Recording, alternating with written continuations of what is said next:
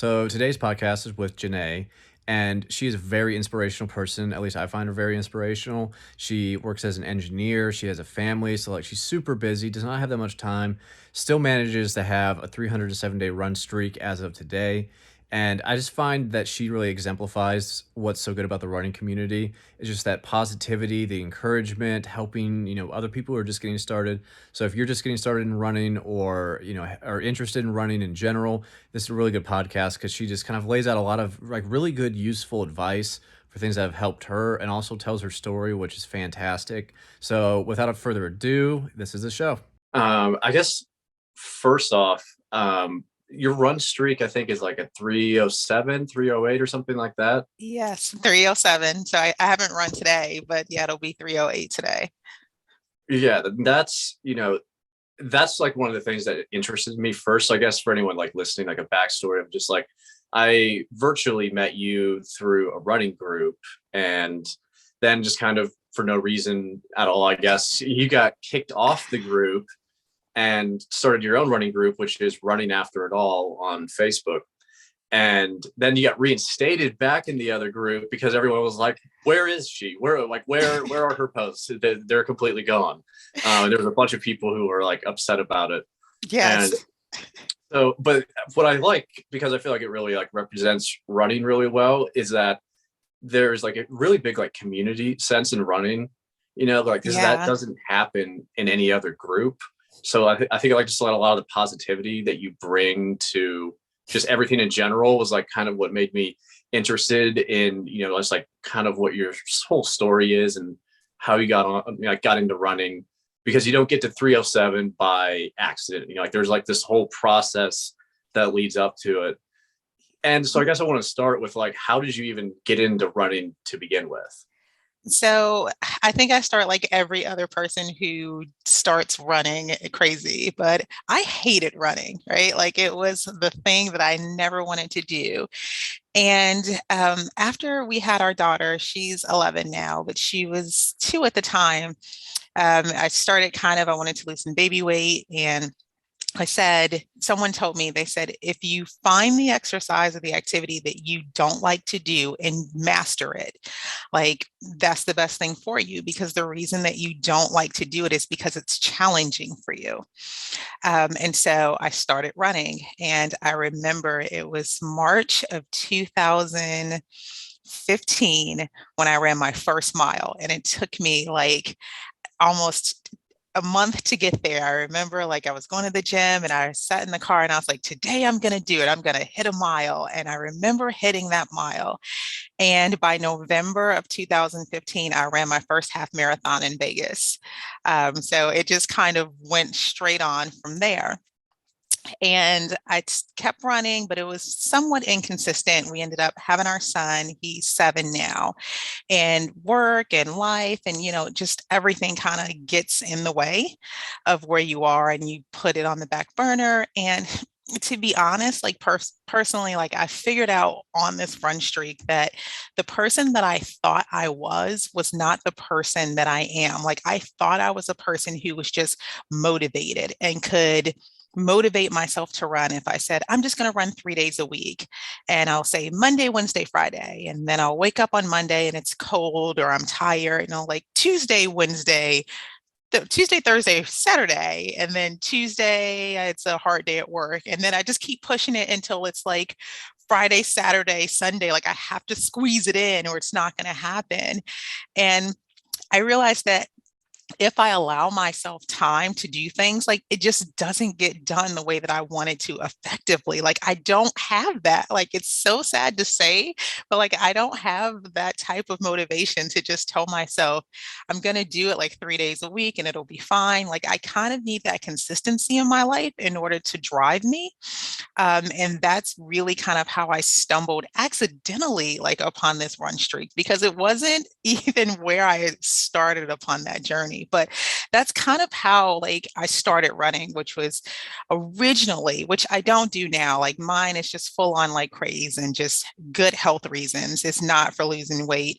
But it was kind of just to challenge myself to do something different that I hadn't done before. And for me in life in general, I never want to be held up by my challenges. Like I don't want to not be able to do something because I'm afraid of it. I'd rather not want to do it because it doesn't interest me or it's not worth my time. Yeah, that makes sense. And I'm curious, 'cause did running help you lose weight, or was it something else? Because a lot of times it's like it can help with some people like really struggle, like they'll run a lot and they still can't quite get things in check because of their nutrition. So like, did running alone help you lose weight, or was it something else? It did. I mean, it's you still have to follow like a nutrition plan and all of that. But for me, it needed to kickstart off something. So a lot of people will start with nutrition and then add in exercise. For me, it was having the exercise and then I started working on my nutrition because like when you're running and you see yourself, you're sweating profusely and you just finished this run and it's been like 45 minutes and you're like, oh, like I just like burned off a bag of Cheetos. Like that definitely wasn't like worth it at all for Yeah, me. that's how I measure my runs too. Yeah, you're like, It's just- that wasn't worth it. Like I can finish a bag of Cheetos in like five mm, seconds. oh And yeah. yeah, right. Like, and I just ran for 45 minutes. So it allowed me to kind of understand like what the calorie intake was for me and different things. And so from there, it's, you start to kind of, you feel the difference in your body when you change things. And that sparked my nutritional needs to run to fuel my running. So it wasn't just running, but running helped kickstart the nutrition that I needed. And that paired together allowed me to lose weight during that time. Now, I'm not like a salad person and I don't measure food or anything like that. Like, but the consistency of that allowed me to watch what I was able to eat to lose the weight. So do you feel like mentally it helped you, almost that the mental benefit let you physically be able to do more things, like to be able to adhere to like maybe healthier eating or something like that? Did you feel like it was that? I do because it also gave me, it was mental, but it was also physical because I could feel the changes in my body when I ran. Like if I ate certain things, if I just like ate a crap diet, then I wasn't able to run efficiently. And so it helped, it allowed me to be able to kind of visualize or feel the changes when I was eating differently and what I should eat. And I wanted to eat differently. Like I was putting in all this hard work. I was like going to the gym and I was working out and I wanted to reward myself, but in a healthy way. I was like, I'm doing this. Like I'm doing all this work. Like I'm going to go home and I'm going to make something and I'm going to meal plan and I'm going to do these things because in the sense it was kind of like it was a reward for me to be able to, I guess, celebrate my body in a way that was helpful for me in a nutritional way. And I think some people think of it as the reverse. Like I'm going to like go to the gym and run, and then I can come home and eat ice cream and have cheat meals. But for me, it was the difference. It's like, hey, you're putting in all this hard work. Don't let it go to waste. Like, do something that's going to help celebrate and push forward your running. And like eating nutritionally allowed me to kind of celebrate those things in that way. So it was mental, but it was a little bit more physical because I can also feel those changes. And it made me feel proud to do that. Yeah, that's one of the things that I feel like people don't necessarily like want to hear initially is like, well, if you start working out, like the mindset shifts are like possibly the most important. And it's like, 'cause, we see our bodies, so like we're so focused on like the physical changes. But I find that like a lot of times the physical changes come after like the mindset shift. Yes. And even with like myself, like I used to be overweight and I started with the nutrition side, kind of like the reverse of you, and I just got in like a bad relationship with food to like a borderline eating disorder type thing. Yeah. But as soon as I started lifting, it completely shifted my mindset where I started like, well, if I want to get stronger and I want to get stronger, I want to lift more weights, I have to start eating. And then it like rewired my brain to start having this healthy relationship with food, that like I wanted to eat healthy, kind of similar to how you did. And it just like kind of reshaped everything. And you did something that like I always like recommend to people, like you just intuitively did it, where it's like I think a lot of people, if they want to lose weight, they just like try to immediately like stop all these different bad habits. And it's super hard. It's really hard to do. Yes. But if you just kind of let everything ride, kind of stay the same, and just add on one thing for yourself that's healthy, it starts like affecting all those other bad habits. You almost naturally start wanting to quit those because you're doing this thing for yourself.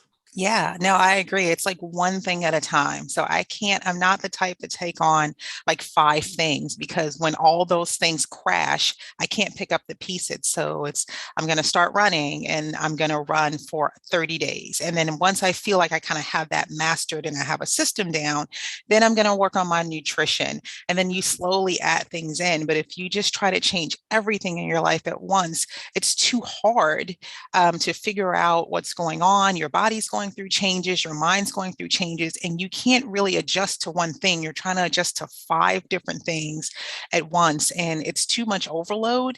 And even for your body, like your body can't adjust to that. So you may feel crappy because you just started working out. Now you're trying to control your nutrition. Your body's trying to rid itself of waste that it's not used to having. You're trying to lift weights, you're sore, you're stretching. It's so much. It's like just take one thing at a time, focus on that, get comfortable with it, add the next thing because it's nothing but time. And I think a lot of times people, when they decide to change their life, they jump full in and they try to attack it all at once as if it's like, I got to do this now. I only have 30 days. I'm going to do this crash thing. And it's like, hey, just take it one day at a time. Like, and the time's going to go by no matter what. But like, if you're doing it in a healthy way, it's going to be more stable for you as opposed to just trying to jump in full on. Like, just slow it down, right? Yeah, yeah, that's a huge part of it. I'm curious with like running, like mentally, how did you view yourself before you started running, and then like and just general like just mental health, just general view of yourself before running, and then how did that change after you started running for a little bit, and then how did that kind of progress to like where you are now in comparison to those others? Okay, so I'll speak like directly to like the run streak. So, I mean, I started this, and I think I've told this to a couple of people. I said I hadn't been consistently running. I think when I look back in 2021, I had run like 23 miles for the month in January, right? Because it's January, you're gonna like master it.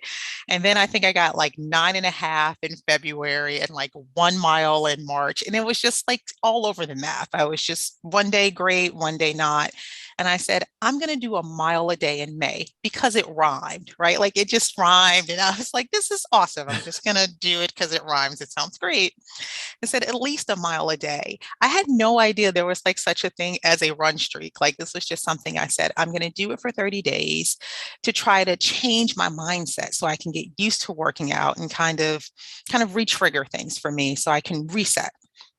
And so I started running, and at first, the first 30 days, right? It's awesome. Like I was feeling, I guess I'll start by saying before I ran, like I was just kind of feeling stuck. I was working all the time. I'm a civil engineer and I'm a project executive for a construction management company, commercial building company. So it's a lot of long hours. It's a lot of work. My job is not very typical of women. There's not a lot of women engineers. There's not a lot of women in the industry that I'm in. So it's demanding hours. Like I work 12, 13 hours a day. So, and then some at home. So it's that, we have two kids. My husband's a professional. So I just felt stuck. And I was always making an excuse of why I couldn't do things because I've had work and the kids had things going on. And at some point, I just wasn't, I don't want to say I wasn't happy with myself, but I felt like I could do so much more. I wanted to change.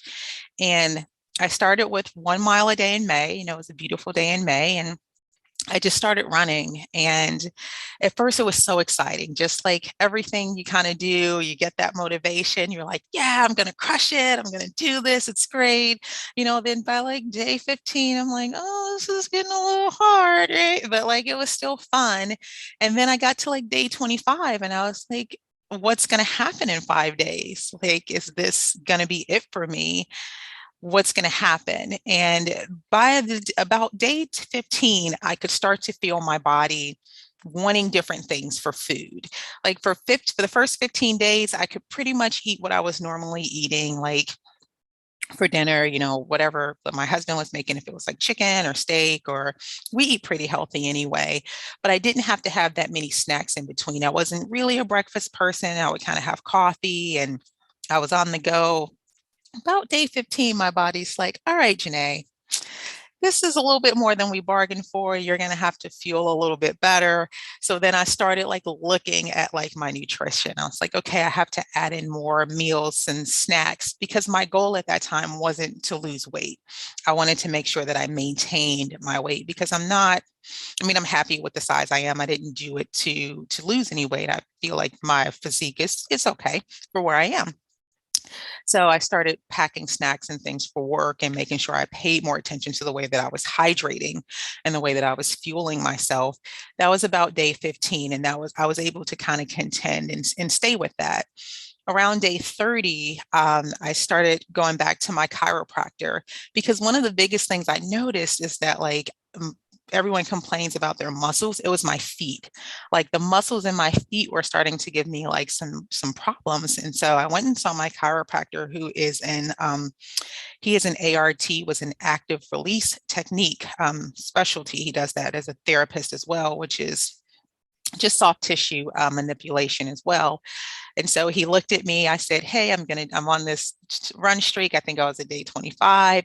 And he said, oh, so you're going to stop at 30. And I looked at him and I said, I don't think so. And he kind of took a step back and he was like, oh, this could be a problem, right? And so, Yeah. and I was like, really? He's like, well, I'm not going to say it's a problem, but that's an uphill battle. Like that's a lot of stress you're putting on your body, but let's see where this goes. And so he was able to like help me. He did some scraping and different things, gave me some stretches and stuff to do. So I was kind of off and going.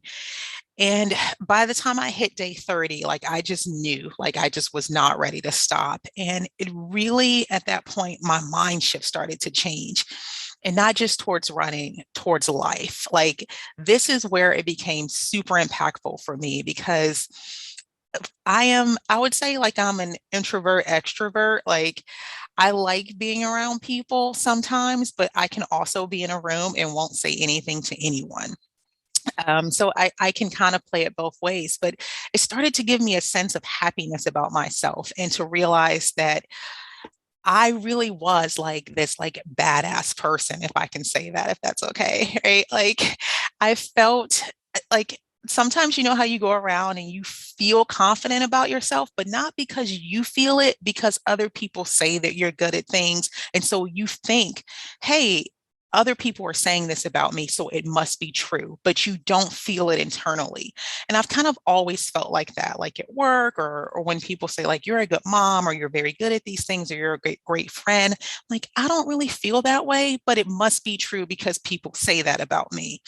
It was the first time in my life that like I felt that about myself.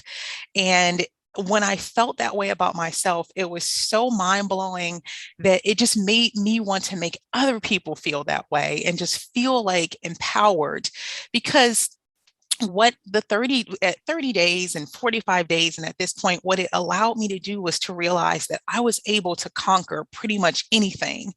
And it showed me that if I just take it step by step, day by day, step by step, even things that I didn't want to do, that there isn't really thing in life that I can't do. Is that I choose not to do it or I don't want to do it. And that's the difference. When people say, I can't run every day, you can run every day. It's a choice, and it's not a bad choice. You may choose not to do it because the sacrifice of running every day isn't worth the reward for you. And that's fine. You may choose not to lift weights, or you may choose not to go off that promotion or do something at work, but it's not because you can't. It's because what you're willing to give up isn't worth the sacrifice of what, or isn't worth the reward. And so that made me look at life differently. And so when things started coming at me, even at work or different situations, I never had that mindset and it changed. I started thinking, I can do this. How do I attack it for one? And two, if I choose not to do it, it's different than me saying I can't do it. I choose not to, or I don't want to, because the sacrifice of me choosing this is not it doesn't outweigh the benefit of the reward of what I'm going to have to give up to do it. And that's my choice. So it empowers me to do things or not to do things, not because I don't want, not because I can't do it, because I choose not to. And so it just makes you feel better about who you are and like your limitations or what you perceive to be your limitations in life. Does that make sense? Yeah, because that like actually like really resonates with me a lot because it's cool because I've experienced a lot of the same things from running, which is why which I think is like where like kind of the addiction comes from. Because Yes. once you kind of get over, it's like running is kind of like this rose with thorns, and like the thorns is like the just starting off part where it's like so hard and every run just sucks so much, almost no matter what pace you go at, and it hurts, and you're like, man, this sucks. I don't like Yes. this at all. And then for some reason, whatever it is, you kind of just like keep going with it, and then like you start getting a little bit better, and then once you get like this foundation of fitness laid, you can start having easier runs, and it can start being a lot easier to like really kind of get into that flow and run. Yeah. And then once you get into that point, it's like for me it started, just building this like kind of belief in myself of like this small like continual thing of like I saw improvement, which made me like, okay, maybe I'm kind of good at this, whatever that means. And it just starts like planting the seeds of belief. Yes. And once you get into there, then you start like you get to the rows, but you have to go through this like real difficult time at first where like you don't know anything, you don't really know how to run, you're just kind of out there winging it, and it's difficult. And a lot of people quit at that point, and I understand that because I hated running for years. But eventually, like the people that like you that have that run streak, it's not it's because by then your brain has like correlated in your mind that even though like there are so many days I don't want to run, like today I did not want to go run at Yes. all, but by now then it becomes easier to get yourself past that emotion because your brain knows, like it remembers all these benefits that you've gotten from it. So like the reward is so high that you're like, okay, I'm just going to do it even though I don't want to, but Yeah. it's really hard initially because you don't have that. Yeah, like no, I agree. And I love that. I think you said like it plants that seed, right? It's so different because I'm sure you've been there where you're like, I am dog tired. And you say, I'm just going to take another step. I'm going to take another step. And you look up and you've run a mile or a half a mile or 2 miles. And if you apply that to life where you just think you can't go on, even to like an assignment you're doing or whatever it is, and you think back and I step back and I look and I'm like, man, I ran 2 miles after I thought I had nothing else to give.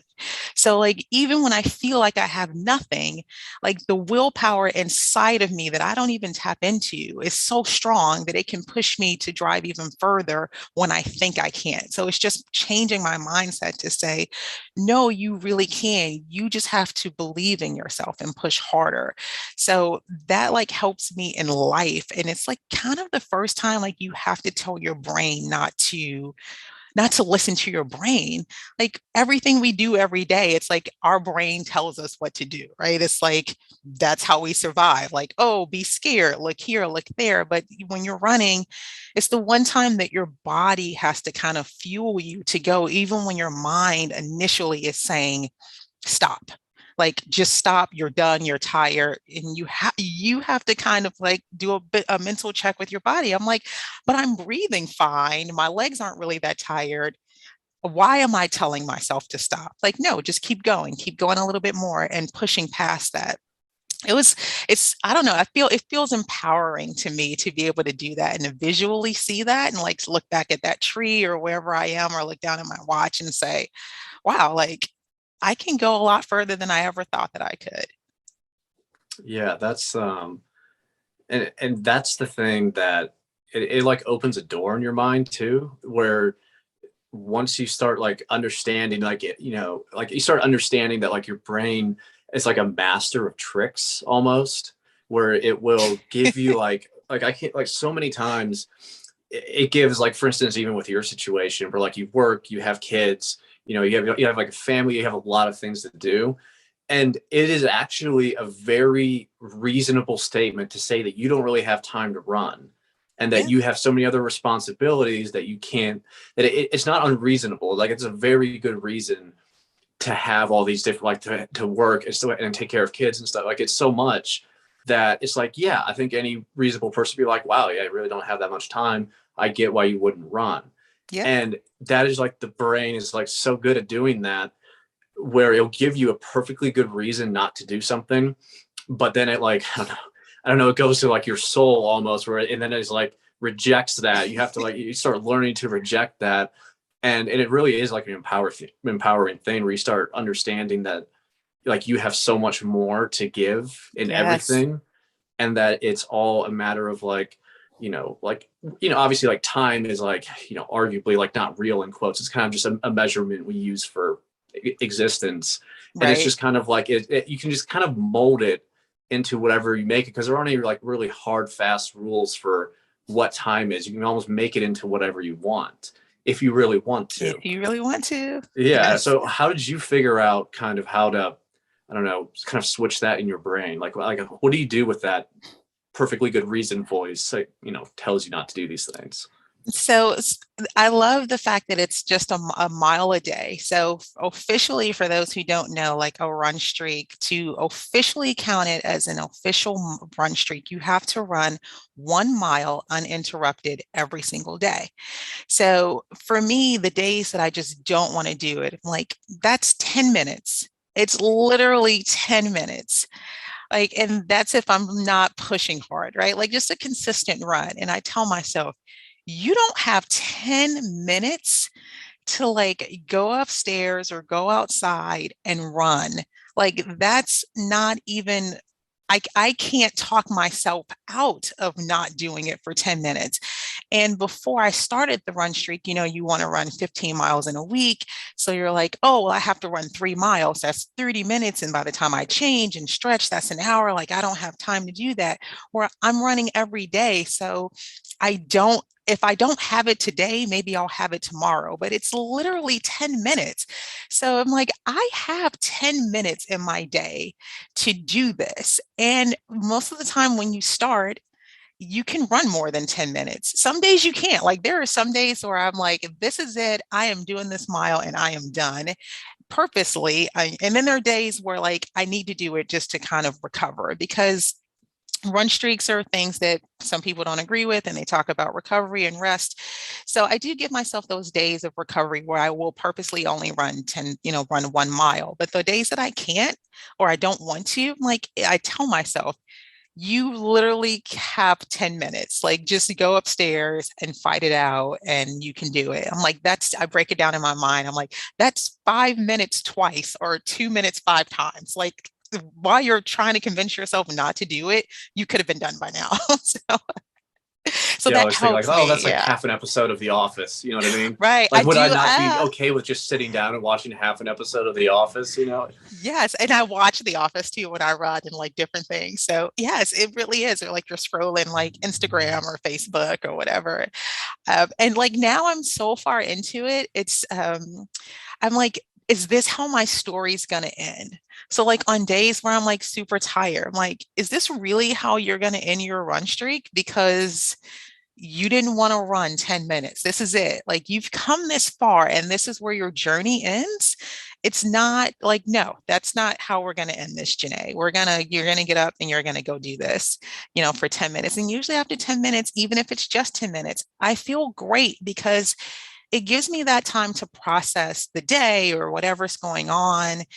That's just my time. And, having 2 kids and having a job and my husband, I don't get a lot of me time. So like that is like my time to myself to just kind of unwind, which sounds crazy for, when people who don't run, they're like, really, you're unwinding while you're running. But it just kind of lets my brain just do whatever it's gonna do. And I get off and I feel great. And I'm like, great, some days 10 minutes. All right, I'm done for the day. I check out and I'm like, you accomplished your goal, Jeané. You can go post about it and you can go to bed. A lot of those days, you do like, I that was one of the other things I noticed that was impressive to me, is a lot of the days it's not even just 1 mile. Like it's impressive to me to run 1 mile for 308 days, but you had several like half marathons in there. You had, Yes. there's a lot of 4 milers and some sevens and stuff like that. So it's a lot of like total volume at the end of the day. Yes. How do you like deal with like the stress on your body that puts? Because even though you have some adaptation from doing it for so long, there's like a certain level of like things can fall apart very easily at that point. They can. So yeah, I will touch on this. I did do the back-to-back half marathons. And so I will say this because I told you at the beginning, I don't like things that either scare me or I feel that challenge me that I don't push through. And because I've been running so much, I was worried if I could actually run long distances and recover. So I said, I'm going to go ahead and run 10 miles. And then I got to 10 and I'm like, come on, it's an extra 5K. Like, just, I know that sounds crazy, right? But it's like, just go ahead and throw it in. And so I did for the first weekend, and I wasn't prepared. So I am the first, like, if you know me, you know that I'm very transparent about like my running, and I try to be so people understand like this is a journey. So I was not prepared because I was not scheduled to run that much. So like my fueling was off. I was not completely properly hydrated, and I felt so sick after I ran. It was like the worst night because I had chills and everything, and I was like, oh no, like this is this how I'm going to feel if I run long distances? And so now it's a challenge for me. I'm like, how do I overcome this feeling? What did I do wrong? What can I do better next time? Like, I don't give up on things. I try to fix things. So I said, all right, the next weekend I'm going to try to run just 10 and see how that feels, but I'm going to like fuel properly. I'm going to make sure that I'm hydrated and make sure that I have like a recovery shake at the end and all these things. And I set all the things up. So before my run, I had fuel during my run. I eat like little gummy fruit snacks and things. So I had all those things set up. I had a scoop of peanut butter. Like, I was like ready to go. I was like, I got it. This is my jam. I'm ready. And so the second weekend, the next Friday, I ran a second half marathon to disprove my theory of the other one, to make sure that I was able to kind of get through it to see what my issues were. And it really was just my fueling, which made me feel so much better. And I learned how to fuel because a lot is trial and error. It's what your stomach can take, it's how you and how you train. You have to train your stomach just as you train your body to be able to fuel, and when to take fuel and how to take fuel. And it's a whole process that I think people don't really understand. They just kind of go out and run. And to get back to like your initial question, it's the same with this run streak. And I try to be very transparent to people because it's not something that you can just do, right? Like, you can't just wake up one day and say, and I want to be careful when I say that, but you have to make sure that you're taking care of your body in the sense where it's a mind shift from normal running, where you go and you're just running and you give it your all and you run to exhaustion. You can't do that when you're on a run streak. Like, you have to be able to leave a little in the tank for the next day and the next day and the next. Like, you can't just run 5 miles and 6 miles. You have to build like a pretty solid base for yourself. And I see people that says, oh, you're on a run streak, I'm going to start. And then I see them run 4 miles and 5 miles and 6 miles. And I mean, they're putting these paces up. They're like 8 and 9 miles. And I tell them, like, please be very careful, make sure you're stretching. And I want to tell them, like, you are headed down a road of disaster if you are not careful, because you're running at a training level pace. And this is more of an endurance race type of pace, and you have to pace yourself. So after like about 30 days, I was seeing my chiropractor, and I see him once a month. And I also have a sports massage therapist, and I see my massage therapist every 3 weeks. And my massage therapist and my chiropractor talk to each other to make sure that they are in line, and the tips that they're giving me to help me as far as muscle manipulation as they're going through, if they're scraping, if he tapes me, just to make sure that my muscles are doing what they need to do, that they're not giving me conflicting information. And they also give me exercises and stretching. So I'd say 90% of running is done out of my shoes. Like, I spent a lot of time foam rolling. I spent a lot of time doing dynamic stretches, like, my alphabet with my feet and ankles and making sure that those stay strengthened. I do a lot of weight training. I do a lot of core work, and I do a lot of yoga, which seems weird because I have a full-time job and I have 2 kids and I have a husband. And it's like, how do you squeeze all this in?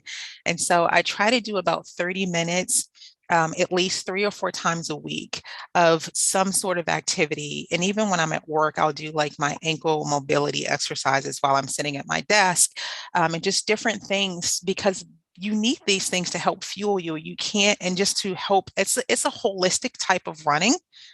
It's not just I'm going to go out and run today and then I'm going to go out and run tomorrow. Like you really need to think about the things that are helping you get to this point. Like I never realized how important like ankle exercises are for my feet and how much of a pounding my feet are taking, and making sure I'm tracking my mileage on my shoes and that I have the proper inserts, and that I'm really like rolling my Achilles and my soleus muscles and all of these things. It's like you just learn. Is that you? Or is that, sorry. Can you hear No, that? I don't hear anything.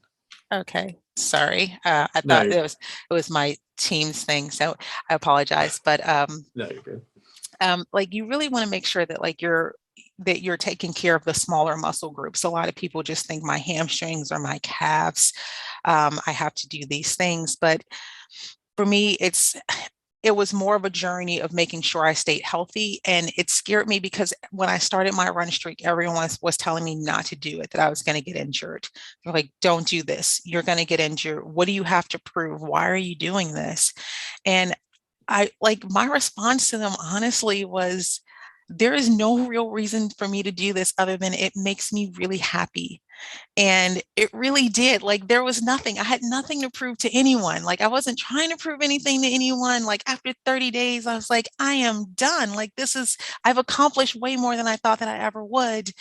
But I'm continuing on because it makes me happy. And it's weird sometimes when you say that to people because they're like, this is crazy. And people just don't do things for the sheer joy. So I was like, I have no other reason to do this, but it truly, truly makes me happy. So doing all these things, I started making sure I researched like a gait analysis. And I went to my local running store, which is key for people. If you have a local running store, please, please make sure that you go and you visit them because they will help you so much. They helped me find a gait analysis person to like help check my gait. Obviously they help you with your running shoes, but they give you helpful tips. And they also know people in the industry that can help you with things that you may not be able to find on your own, because that's really what they do. Like they're a community resource. So I would call them and say, hey, I'm having this issue on fueling and I really don't like gels. What can you recommend for me? And they actually said, like, what do you feel about fruit snacks and baby food? Like, they weren't even trying to get me to buy things in their store, right? Like, they don't sell baby food in the store, but they said, like, applesauce packs and things that you feed like a baby are actually a really good source of food. If you can't handle gels, you can try those. They're super cheap. And so they give you helpful hints. And like, I recommend for anyone, like, visit them because they're there to help you. They're not just there sometimes to sell you things. So I always go to my local running store. I've been there, they've been around and helped me for the past like 6 or 7 years, and I always get my shoes and things from there. But they were the ones to kind of help me tap more into making sure that I'm doing strength training and different things. And, along with my massage therapist and chiropractor, but I couldn't have done this alone. Like I would not be at 307 if I did not have the support of professionals helping me along the way, giving me these tips to help me like stay strong. Yeah, and I feel like that's almost another thing you did intuitively is like I feel like almost all runners, it's usually like if you have an injury, it's almost always like overuse of like doing too much too quickly, or it's form. It's like usually one of those two. It's rarely just like something random that kind of happens. It's almost always that. Like all my injuries have always been doing too much too quickly almost every time, and then one was like form related. But that is like the main thing I think for like starting out. That was like something very smart you did too, like before the run streak, to actually like get like a gait analysis and fix all of these different problems. Cause it's like I believe like almost everyone can, do like a significant run streak and, run Hmm. every day, but that can encompasses not just like a put your shoes on and go run and then come back. It's like it takes multiple things to work together, but you can't do it. It's just some people might have to do more than others, as far as like outside of their like actual running time. Yeah. But what were like some of the mistakes that you made kind of early on, or maybe before your run streak, or just in general in terms of running? I would say it took me a while to get my fueling down. Like that's huge. And it's still hard for me to stay hydrated. So like hydration is a huge thing for me, like making sure that I'm drinking enough water. Just because during the day I am so busy with work, it's secondary to me. So I'll even have water on my desk, but I'm so busy. I have about 15 people on my team, and they're constantly coming in my door asking me questions. And we're on a site where there's about 200 workers, and we're in charge of building the project. So it's just always mad chaos. So I forget to drink. Like I'll forget to like drink sometimes, or I'll forget to eat. And then I come home and, I'm trying to shovel all this food in my face and then try to run. And you push through some of them, but you realize that like this is not the proper way to do it. It's really, really hard as far as nutrition to make sure that you get it right, because it's really trial and error. Like it's what your body can handle. You realize like I'm not that good at like I guess digesting dairy very well like before a run. I know now that I need about 2 hours before I run or do a longer run to eat. So if I eat dinner at like 6, it's not really good for me personally to run until about 8 o'clock, because it just doesn't feel good on my stomach. Now I can do a mile, I can do two, but anything more than that, it starts to really kind of play with me and it starts to upset my stomach.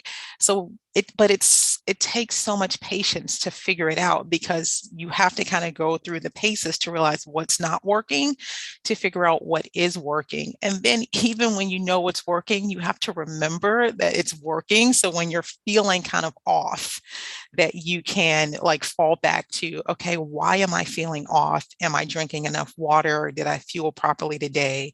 Did I eat holistically? Like, am I getting all my nutrition in like through the week? And it's a lot. So I would say one of the bigger mistakes for me was just that, simply of making sure that I'm like staying within like, I don't want to say calorie intake. I do not watch my calories at all. Like I am burning so many calories.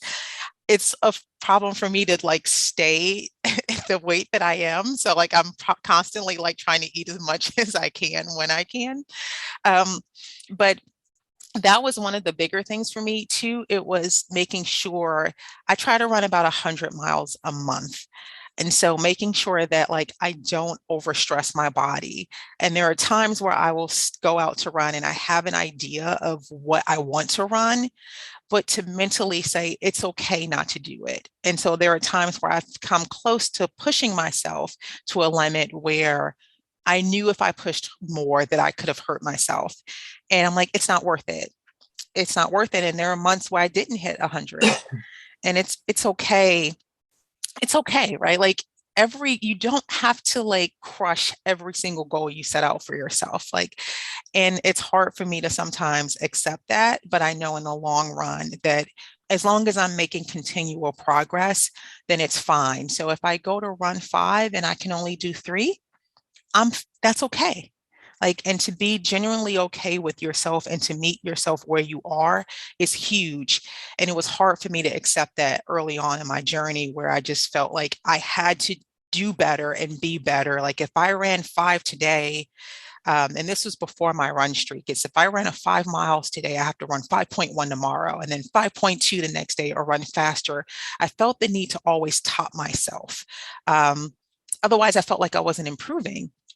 But with the run streak, it's always there's tomorrow. That's what I tell myself. There's always tomorrow. There's always the next day. Like you'll get it.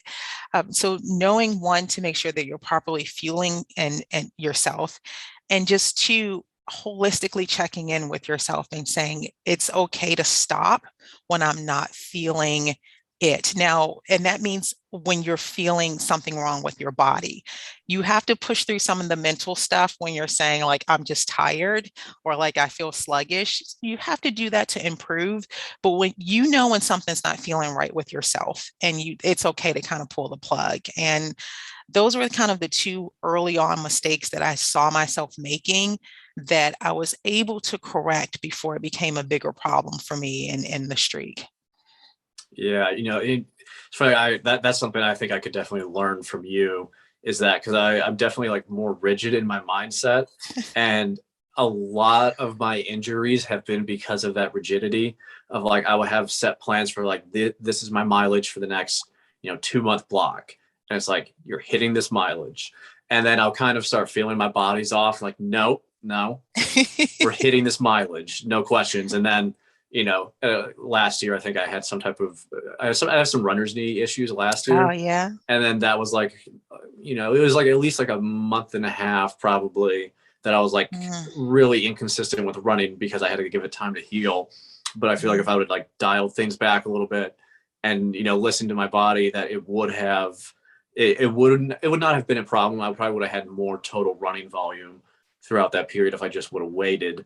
So I mean, and that's it's funny because like now I would tell someone what you're saying, like you really need to listen to your body and stuff like that. But it's just like I had to just like beat my head against a wall to realize it. And then I don't know, you seemed like you intuitively were just kind of like knew that that was like the right way to approach things.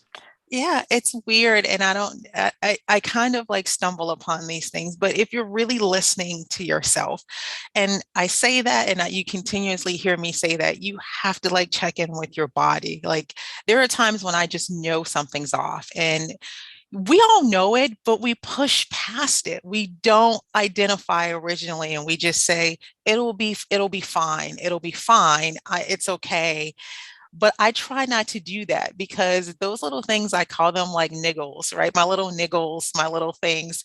When I feel like a twinge in my knee or I feel something in my foot, I immediately call my chiropractor or my massage therapist or shoot them a text and say, hey, I was running today. And during my run, like my knee, like I got this sharp pain. You ever get like that sharp pain in your hamstring, between your knee and your hamstring, as if somebody kind of like poked you in the back of your knee and it kind of gives a little bit? Well, I I've got only had that one time, and that was like when I had like a micro tear in my meniscus, I think. Oh, If it's well, like the same thing we're talking about, that's the only time I ever felt like kind of a pain in the back of my knee. like, so I felt that once. And normally you're kind of like, that, it was just once. I can keep going. But I text them and I say, hey, like this happened. It felt really weird. And he said, try to do these couple of things. It feels like this is tight. I need you to foam roll, put some ice on it. If it doesn't look good, call me and I'll get you in and I'll take a look at it. And I did, and it settled down. And I texted him back and told him what I did. But I try to be better about making sure that I don't overlook things, because our bodies are so adaptive. Like they will adapt to an injury very well. And usually where you feel the pain is not where the problem is. And a lot of times people don't know that. And so they'll say, my foot hurts, my foot hurts. Well, your foot hurts, or you have like plantar fasciitis because your calves are tight, your soleus is tight, your Achilles is tight, and it's not allowing you to have that flexion. Like you don't have dorsal flexion, you're not using your big toe to strike. It's all of these things. So your body's adapting to recover from that or to compensate for that. And that's what's causing you to now have this issue someplace else. But your body was probably giving you signs a month ago that your hamstrings and your calves and all these things were tight, and you chose to ignore them. And now you have a problem somewhere else, and you're focusing on where the problem is showing up, not what's causing the problem.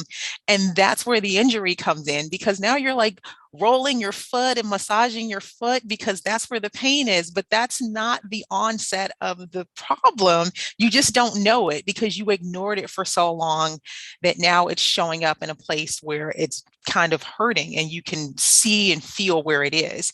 And that takes a while to figure out. Like, and so my massage therapist is the first to say, where the pain is not where the problem is. It's like, I'm telling you right now, wherever you're feeling it is not what's causing it. So we need to take a step back. So he's very good at like being instructional when he's giving me a massage and telling me what he's doing and why he's doing it and what's causing the issues that he's feeling. And so I'm able to use that when I'm at home and I feel something like, all right, my foot's bothering me. Why is my foot bothering me? And what could be the onset of this? What's causing this? So then I just kind of work my way back to another area until I find it. Yeah, it's like the whole body is like such a complicated chain and connects to each other in so many places. Of like anytime my back hurts, I know it's related to like my psoas and my hip flexors. But people Yeah. like, but it can be easy to think it's just my lower back muscles when it really has nothing to do with that at all. And as soon as I work on those areas, like any back discomfort disappears. So Oh, like, yeah. yeah, definitely like anything like above or below the injury is like, a lot of times like it's like directly above or below. Seems like it causes something. Like if my knees hurt sometimes, it's my quads. Yep, your There's quads something are on too those tight. too. Yes. And so, as you said that, someone the other day was like, I've never heard of that muscle before ever. I had to look it up. Yeah, I Yes. I had never heard of it for so long either. And the first time I heard it, I also had to look it up, and I was like, "What is this?" For some reason, like it's just like I never heard it talked about or never learned about it, which is weird. I don't know why. I Yes. don't remember learning that in like school or anything like No, that. they don't teach you those things. No, And it's like probably like the most important one for runners, honestly. Like it's it probably the most is. important one. It is like making sure that that's because it's the same. I used to have issues with my back. And as soon as I went to my chiropractor, he's like, oh my goodness, your psoas muscles are so tight. And so he was able to help me. And that's what helps my core. A lot of people ask me, like, how do you have such a strong core? It's like, I really have to focus on like my transverse abs. Those are like, that's what's holding everything together. And a lot of times when we run, your diaphragm is so open and like people don't realize they're like leaning back and their stomach's open, they're resting on their back. They're not pulling in and using those muscles to help them stay stable. But it's a hard concept to grasp, especially if your psoas is tight. Like you can't push through that. So understanding how it all works together, it's so much. And that's why when people say, how do you not get bored when you run? I'm like, how do you get bored? There's so much to focus on. Like I'm all over the place. Like is my diaphragm in? Am I holding my muscles firm? Like is my strike okay? Like what's going on here? And so there's so much for me to focus on. I'm like, I don't understand how you get bored when you run. Like I can like run for days and just focus on different muscle groups and be fine with this. And I'm curious too, like, so for like anyone who's like getting started in running that's like in kind of the difficult phase, what would you tell them if they're like, I hate running, like I'm not like I'm gonna keep trying, but I really don't like this, and it's difficult. What would you say to them? Like the first thing I say is like always slow down, right? Like be patient. Like you didn't, wherever you are in your life, like you didn't get there in a day. And a lot of times people think it's the coveted mile, right? That's what people strive for. Like they go out and they just want to run that mile. And it's one, meeting yourself where you are. Just be okay with where you are, first of all, and understand like it's a process. But two, just take it slow and run at a pace that's comfortable for you. And even if that's almost at a walk or a scoot or wherever you are, like you can, and when people run with me, I'm like, you can walk, you can crawl, but you cannot stop. Like those are the rules. So when I run with people, they're like, I'm going to stop at that tree. No, you're not, because it's already predetermined in your mind that you're giving up. So we're going to run past that tree. I'm like, you may walk, you may shuffle, but you can crawl, but you cannot give up. And sometimes you just have to do that. You have to slow down and say, I'm going to just go for 2 minutes. And if that's all you have in the tank for you that day, be proud of those 2 minutes that you have. I think people don't celebrate enough their small victories because they're so focused on getting to a goal. And if you don't enjoy the journey, you won't, like if you don't enjoy the journey on the way, you're never gonna enjoy the destination. Because once you get to a mile, your next one is a 5K. So if you're having trouble running, understand that we've all been there. Like there are days where I can run a half marathon and there are days where I struggle running a mile.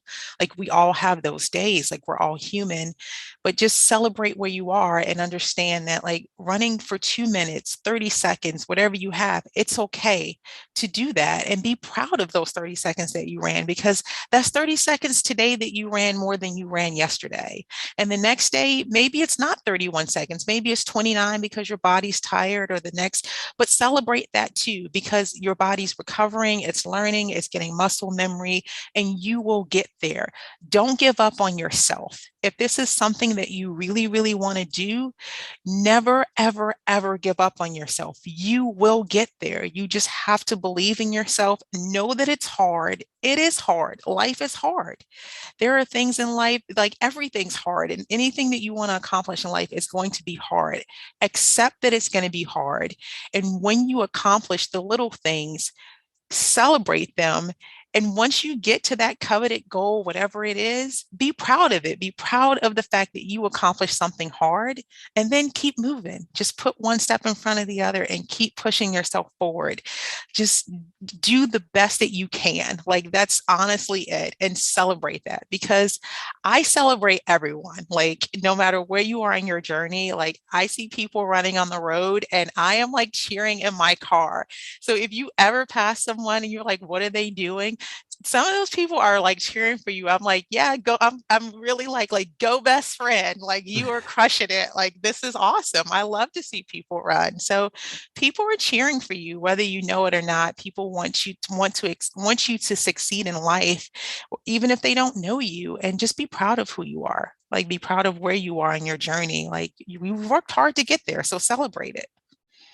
Yeah, that I think that is honestly the best advice for a beginner. Really, is that of just like because every time I see someone say that, like, I just ran this and this was a slow, I know this is slow, but and then they go into that and it's just like they're diminishing the really cool thing they did because they know that there's other people out there that are more advanced and are doing more impressive things in Yeah. quotes for like in their mind, but it just like it goes up the ladder to like whatever elite level runner, there's just like every level there's someone higher than that. And I think and then it just like kind of almost like it refused to recognize how like badass it is and how cool it is that they were able to like get out and just do that part for them. Yes. And that like almost like is like an energy drain of just Yes. like always like striving for this like infinite goal that never quite gets there. Where like I feel like like you'll be proud of yourself when you decide that you're going to be proud of yourself. Like Yes. the thing is never going to give it to you. And like I always was like disappointed when I would finish a race. Like I would finish it and I'd be like, well, I got cool, I guess, but it didn't, because I was looking for that to like validate me somehow. Yeah. And it wasn't until my last race that I did pretty much the advice you gave, where I just started like enjoying my training runs and taking pride that I got out there and did it. And after I finished that race, it was like the first time I ever did not feel disappointed after I finished. Yeah. And so, yeah, that really is the biggest thing, is just like be proud of yourself for what you're doing. And honestly, in my opinion, like never apologize for your time. Where Yes. people are like, I know this is slow, but Right. It makes my heart hurt when I see someone say, I'm not as great as you guys, or this may not be as good as you. And I'm like, listen, never apologize for yourself, never apologize for your journey. Because, like, I'm not Usain Bolt. Like, they're not scouting me for the Olympics. Like, but I'm proud of where I am. Like, I'm not a super fast runner. Like, most of my runs are at like a 10:30, and because of where I am at my streak. And I don't feel bad about that. Like I'm proud of where I am and in my space that I'm in. There's always going to be someone doing better than me. But the most important thing is if you are running or if anything you're doing in life, you have to do it for you. Like don't do it for the validation of someone else because they're not going to give you what you're looking for. You have to be proud of what you're doing because you are proud of you. Like even if no one else was happy about what you're doing, you have to say and look at yourself in the mirror and say, I crushed it. I don't care what anyone else thinks. I know I crushed it. And that's huge for me. Like it takes a lot for people to do that for themselves. And I even feel it in reverse when someone's like, you're awesome. I'm like, but I know I could have done better.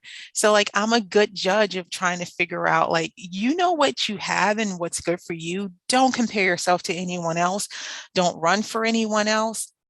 Run for yourself. Do it for you. And when you truly do something for yourself, that's when you find happiness in what you're doing because you're not looking for someone else to validate your success. You're validating your own success. Yeah, that's yeah. If you can be the cultivator of your own inner state and not be, like relying on the outside environment to do that, then that's like true like creation of your life at that point. But I guess I want to like wrap up everything with just like a question I like to ask at the end, which is like, what is the single most impactful experience of your life? And it can be anything. It doesn't have to be running related. Ooh, that's a really, really good question. What is the single most impactful thing of my life? Um, I honestly, you know what? I think it was having kids, right? Like, and I don't want to use that as an out, but I do. Like, I say this, like, they're always watching. They're always watching. And they even went from saying, Mommy, are you going to run today? To Mommy, when are you going to run today? And I see changes in them by them watching me, and they'll say to themselves, that they're strong, right? Because I want them to have good self images of who they are and believe that they can do anything. And I run for myself, like I run every day because it's something that I want to do. But I also watch the energy that I have empower them to do things that are hard for them. And I use that, and they can visually see the days where I have fallen asleep on the couch and I get up and I go change. And I'm like, I'm going for my run. And it shows them like something that I'm not going to give up just because things are hard. And I've watched them push through. And so being able to watch the things that I do inspire someone else, and someone that I love has been truly impactful for me. And it's changed my mindset to make sure that I'm never doing negative talk to myself, that I'm always thinking positively because even through the pandemic, when it happened, their kids, they don't know anything. All they know is that mommy and daddy are home every day from work and we get to ride our bikes outside. It's what we make it for them. Like it's how they're going to remember things. They're not going to remember that we wore masks and they didn't get to see people. They're just going to remember the positives if we make it positive for them. And so I try to make things in my life positive experiences for them because they're going to view the world in the eyes of the way that I teach them to view the world. And I try to use running and exercising and just everyday life of saying it is hard. I am not going to lie to you. Life is hard, but like these are the things that you're going to gain from it. And this is why we don't give up. And if you commit to something, even if you don't want to do it or you feel like it's not for you, we're going to see it through to the end because we don't commit to things and quit halfway through because it's an integrity thing for me. Like you're going to finish the sport and then we'll reevaluate at the end, because I want them to just be responsible people. So that has been super impactful for me to watch them watch me and be proud of me, for just doing just what I consider something that I never really had. Like I didn't even know that I was even capable of doing or that I wanted to do. So it's awesome. It really is. Yeah, I think that's awesome. I love that, and thanks for doing the podcast too. I truly find you inspiring, and I find it funny Thank too you. that you're like, I don't think my story's that interesting, but I don't. I'm sure, I'll be like, happy to come on. Yeah, I feel like that's your own version of like, I know I'm slow, but right. I guess I yeah, have imposter syndrome too, because I'm just doing something that everybody else can do. But I don't know, like I just truly figured out. And I always say like, happiness isn't pie, right? Like you're not going to run out. Like there's plenty for everyone. And like if I'm happy, I want other people to be happy. Like my success isn't impeded by someone else's success. So I want to push people to be the best that they can be because I truly know what it feels like to be proud of myself. And so when I say like, I don't feel like my story is that inspiring, it's just because I feel like it's something that anyone can do. But I'm honored, I'm humble that like people feel inspired by what I do and that they feel like I'm inspiring because I feel like it's just something that comes natural when you're happy with yourself. Yeah, yeah, 100%. Well, yeah, this was awesome. And I'll Thank you for probably, inviting me on, yeah, by the you way. were Like, awesome. I love this conversation. Um, yeah, my whole family's like, "Oh my God, you're famous. You're you're on like, a oh shit, she's a podcast." celebrity. Yeah. Yeah, that's awesome. So I appreciate you having me on. Thank you for all the support you've been given in the running group. For those who are listening, it's running after two. I'm sorry, running after it all on Facebook. And I have an Instagram. My Instagram handle is running after two. So if anyone's out there and they want to wish to follow me in my crazy journey, you can follow on either one of those pages. Hell yeah. All right. Well, I'm sure I'll talk to you at some point or chat with Yes. you in the group. So Awesome. I guess, yeah, have a good weekend and get that run in. I will. Thank you very much. I'll talk to you Yeah. soon. All See right. ya. Bye, Wesley.